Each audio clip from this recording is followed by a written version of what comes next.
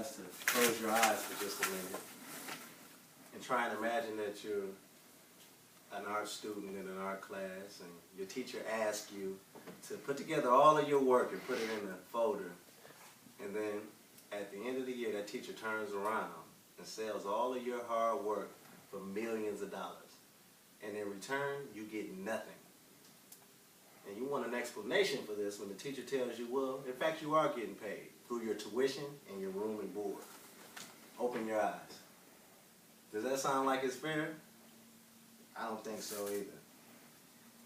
But this is what's happening to our college football players and college basketball players all across the country by the NCAA. I feel like there's a need for reform in the policies in regards to college football players and basketball players receiving pay. Now, I'm going to talk to you on the speech about the amount of money being made off of these players' backs, the overall worth of these athletes, and I'm going to dissect some of the arguments of the opposition that say they shouldn't get paid. And finally, I'm going to come up with a simple solution to the problem. Now that you know what it feels like to be an art student that has your money sold for millions of dollars and not receiving any money, I'm going to help you to understand what these college football and college basketball players are going through. According to the New York Times, college football and college basketball generates over $6 billion alone. And to help you wrap your mind around how much money that is, $6 billion is more than the NBA generates during the calendar year. Michael Wilbon of ESPN wrote an article and he stated that there's a $10.8 billion deal between the CBS and the NCAA over 14 years for the rights of March Madness, which is the NCAA's national championship basketball tournament. He also wrote that there was a $500 million deal between the NCAA's BCS, which is the Bowl Championship Series for football, over a 4-year deal for the rights over the viewing rights. Now, NCAA is also making a ton of money off of these college athletes by selling video games.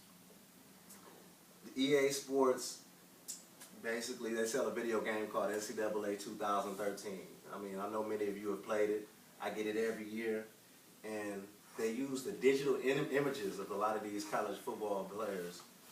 And basically, they take what these players actually do in real life, and then they put it into their digital images, and then they sell it to the public.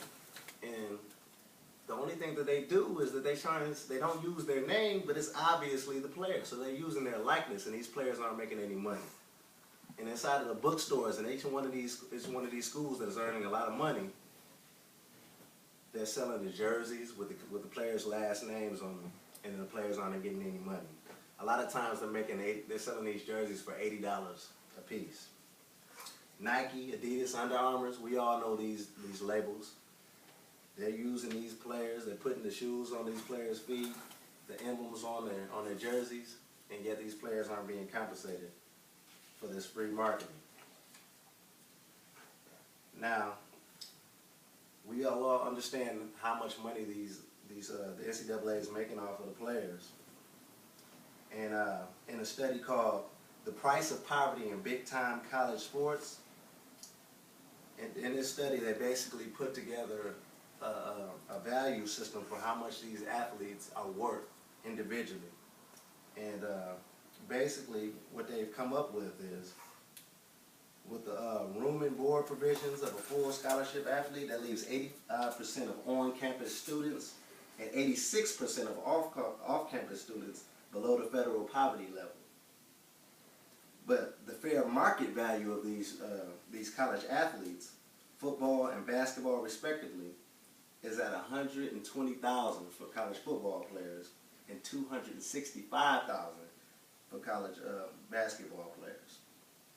Now that's with the schools that are barely making any money mixed in with the schools that are making a lot of money. But on the schools on the high end, the University of Texas football team, their fair market value for their players is $500,000. But each one of these players is on average $800 below the federal poverty line, while the Duke Blue Devils for Duke University, their fair market value for their players is over $1 million. Now those are staggering numbers, and even after hearing this, there are those that oppose that college football and college basketball players should be paid. One of the arguments is that it would violate Title IX. And Title IX was put in place to ensure that women's athletes get treated fairly and have equal opportunity.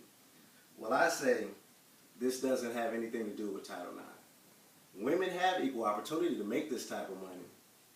It's just that the people that are throwing the money around don't find that women athletes are marketable. But so I don't think that has anything to do with the situation. The other argument is that the earning power, the potential earning power of these college athletes is higher. And people say that because their earning power is higher, that's basically the advantage that they have. But 2% of these college athletes go on to play professionally. What about the other 98% that don't earn anything? And then the fact of the matter is there's a higher risk of being injured when you're a college athlete. And also, these scholarships are renewable annually at the end of the year. So they're not even guaranteed a full 4-year scholarship. Now, basically, I think they should go ahead, and this is my simple solution, go ahead and rewrite some of these policies. Just sit down and redo them all over again, because they need to go ahead and separate the sport aspect of what's going on in the business side. If there's millions and billions of dollars being made off of these players, I think it's only fair that they should receive some type of benefit for what they do and their contribution to the sport. Now, I hope that you all can see the importance of reform and the policies regarding college athletes getting paid. And with the staggering amount of money that's being generated off of the backs of these players, I think it's unethical and immoral for them not to receive any money. And that's it.